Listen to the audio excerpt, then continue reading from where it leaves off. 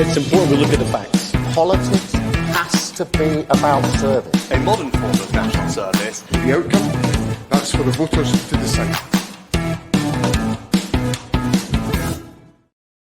Hello everyone, it's Lorna Hughes here from Sunday Mail. Paul Hutcheon from the Daily Record, the political editor, and Andrew Quinn is the political reporter of the Daily Record. So let's get stuck in. Another fiasco for the Tory party after yesterday and Rishi Sunak being forced to apologise for leaving the D-Day commemorations in France early. It just looks like things are going from bad to worse. So, is this the worst election campaign by any party in living memory? Paul, can you remember anything? I've covered a lot of general elections, and there have been some lousy moments on the campaign trail for the various parties. You know, everyone remembers the Sheffield rally with Neil Kinnock. That was judged to be triumphalism that backfired. Everyone remembers the Gillian Duffy moment, I think in 2010, with Gordon Brown caught on mic saying some pretty awful things. Theresa May, she had a pretty bad campaign, but I mean, honest to God, Rishi Sunak is just a terrible, dreadful politician. He started it with announcing the campaign in the lashing rain. He then did an event at the Titanic Centre in Northern Ireland, and now he's pissed off practically everyone in the country by insulting our Normandy war veterans by leaving a commemoration event early so you could be on the telly. I mean, what on earth is this guy thinking? I'm beginning to think that Rishi Sunak is a Labour mole sent undercover to destroy the Tories. He's so relentlessly awful at this. I'm beginning to think, are they going to replace him in the middle of the campaign? Yeah, it does look like they are actually wanting a Labour landslide, doesn't it? I mean, every single day. Andrew, obviously you're covering it as well. What are your thoughts on this? Is there something Machiavellian going on behind all of this?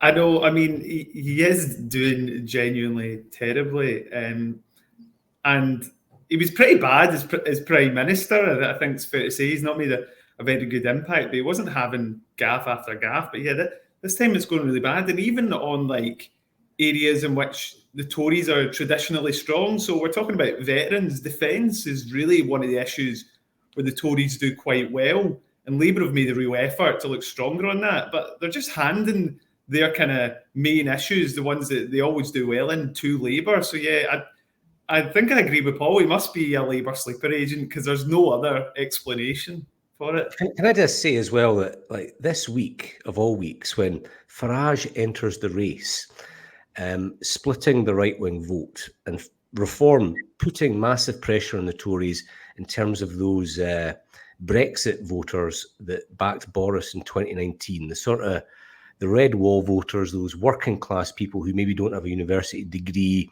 who are quite patriotic, socially conservative, to anger those voters at this moment in the campaign is just so inept.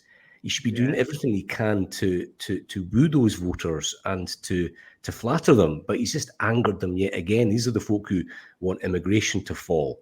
And I think this is just manna from heaven for Nigel Farage. I think it's like his lottery numbers have come up on the same day as his birthday. I mean, it just could not be a better moment in time for Farage just now. And, people will say, well, it's the Tory strategists. Why did they let Sunak leave this commemoration event early? Sunak, if he's a half-decent politician, will know the optics of that are bad. Doesn't matter what the advisors say. He should know that he shouldn't be going to the Titanic Centre. He should know that he should be rubbing shoulders with Biden, Macron, and the other leaders to commemorate D-Day.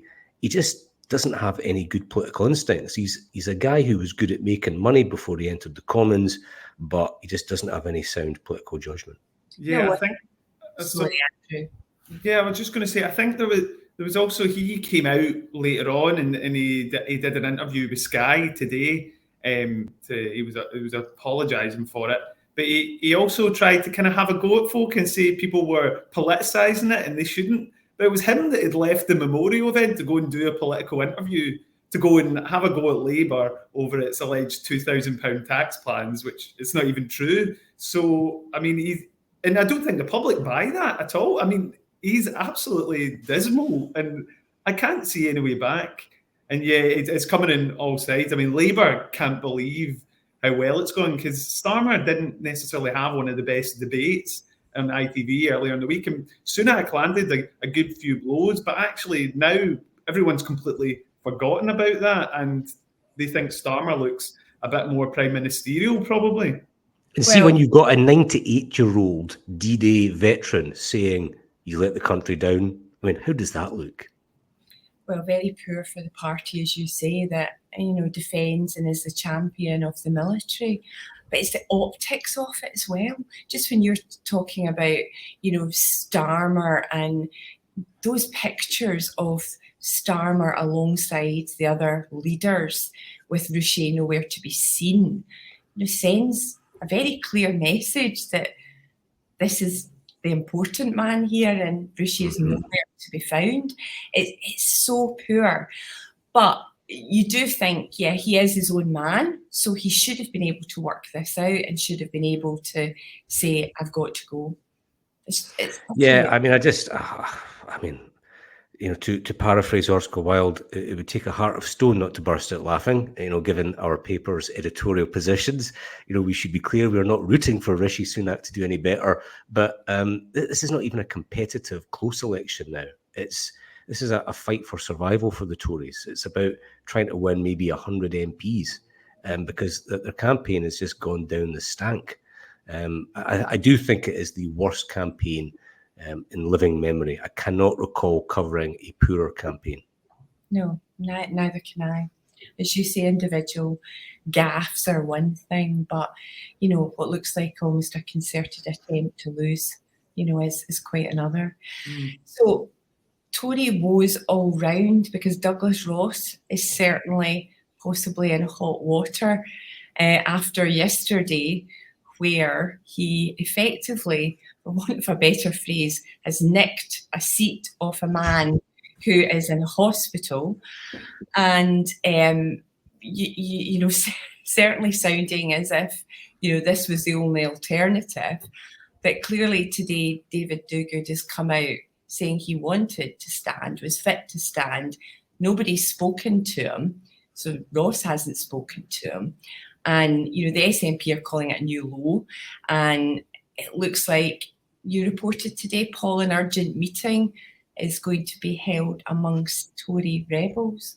Well, no, it's already taken place. So the chronology yesterday was that Douglas Ross convened a sort of an emergency meeting of his MSPs at 8:30 in Edinburgh in order to tell them that he was going to be standing for Westminster after repeatedly saying that he wasn't going to be. And it would be fair to say that this news did not please every member of the Tory group. I understand that 4 Tory MSPs expressed severe misgivings about it. And there is now talk of Douglas Ross facing a vote of no confidence after the general election. So even if he wins the seat, people are saying, well, he's not given Holyrood his full-time attention and focus. If he loses it, he's going to come across as just someone whose political stock is in the gutter. I think that Douglas Ross's time is frankly up, and it's a question of when, not if, he goes. That's interesting. Andrew, you know, Douglas Ross obviously likes being in Westminster. I think he likes being in Westminster a bit more than he likes being in Holyrood.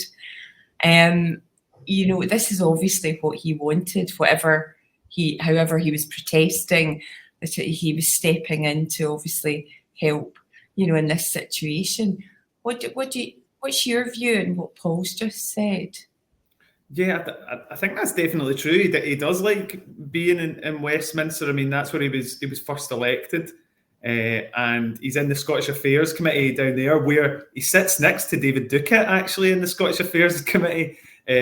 So, I mean, it makes it even worse. But he loves being at Scottish Affairs Committee and clashing with SNP MP Pete Wishart. I think that's like one of his favourite things to do. I don't know if he's maybe looking at a long game, perhaps. He's like, right, I could be in Westminster, get some kind of shadow cabinet job with the Tories out of power, perhaps shadow Scotland secretary, because Alistair Jack's stepping down. And then he's hoping perhaps the Tories will come back to government and he could be a part of that, is the only thing I can think. But he was probably going to get quite well praised after this general election, because there's a fair chance, or there was before he did this whole stunt, that the Tories wouldn't lose any seats in Scotland. Now, they might, but there was a decent chance that they would at least hold, which compared to down south would be an amazing result for them.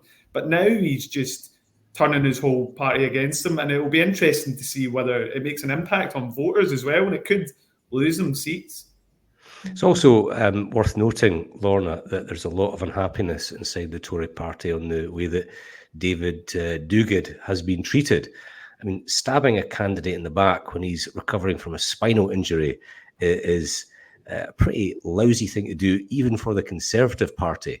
And, the candidate, if he'd lost the seat, would have been entitled to a redundancy payment. He's not going to get that now.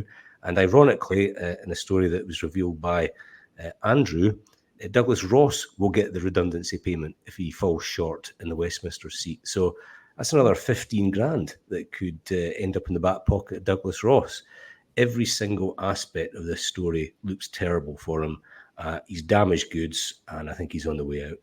I know. I mean, surely if Douglas does lose the seat, he'll be under pressure to give David Dougad the money, because, I mean, that would be an absolute outrage for Douglas to take the 15 grand on top of what he's already earning as an MSP, as an assistant referee, and as a Scottish Tory leader, for a man who's in hospital and just lost his job. It's pretty awful. I mean, I really don't know what was going through his head. And I've not spoken to him personally. It would be interesting to hear from him, because to all outsiders, it seems like a mad move. Do you know what I think as well? Like, the Tories opposed devolution and then they made their peace with it. But I always feel like there's an element of snobbishness amongst the Tories towards the Scottish Parliament, like it's the B place, the B plan. And you can see with Douglas Ross, he's always itching to get back to Westminster. You've got Sandesh Gohani and Stephen Kerr, the MSPs, also trying to get to Westminster a couple of years after getting elected to Holyrood. I just get the impression that they don't really want to be in the Edinburgh Parliament, and they prefer the London lifestyle. Yeah.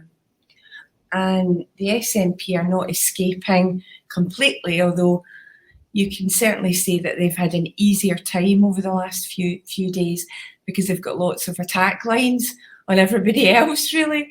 But Andrew, you know about this more than we do, but a press release that was sent out last night after that kind of cringeworthy video of Swinney, which details as many Taylor Swift songs as possible they can get in.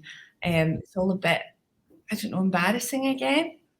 Yeah, I mean, they put out this press release to kind of say that the SNP will shake off the Tories, or shake it off. Obviously, one of the Taylor Swift songs, and then, they had that clip earlier in the week where John Swinney was welcoming Taylor Swift, but actually they didn't attribute these quotes to him. They attributed them to Shirley Ann Somerville. I mean, I can read it out for us. So what they say, voters know all too well how damaging this Tory government has been for our economy and public services. On the 4th of July, Scotland can shake it off by voting SNP to boot the Tories out and put Scotland's interests first. Rishi Sunak and Sir Keir blank space Starmer offering sweet nothing to Scotland, aside from the bad blood of even deeper cuts. I mean, I could go on, but... No, please don't. Please don't. It's a lot worse. But I mean, John Swinney obviously hadn't read that, because today I was at his press event in Springburn in the north of Glasgow, and he was asked to name his 3 favourite Taylor Swift songs, and he took ages to answer. Honestly, it was like everyone was visibly kind of cringing and felt quite bad for him. And then he eventually said, "You need to calm down," which is what was one of our singles from the 2019 album Lover. But he was obviously racking his brain for these options, instead of just saying, "Oh, actually, I'm 60. I'm from Scotland. I'm not really that big of a Taylor Swift fan. All I'll say, Lorna, is that if the polls are to be believed, then the SNP are in line for a cruel summer. I'll get my jacket, I'll leave. Oh, very good. Listen, thank you both very much for joining me. And we'll do the same again tomorrow. You will find today's Planet Holyrood on YouTube and all your usual places. Thank you so much. Bye-bye. Ciao. Thanks.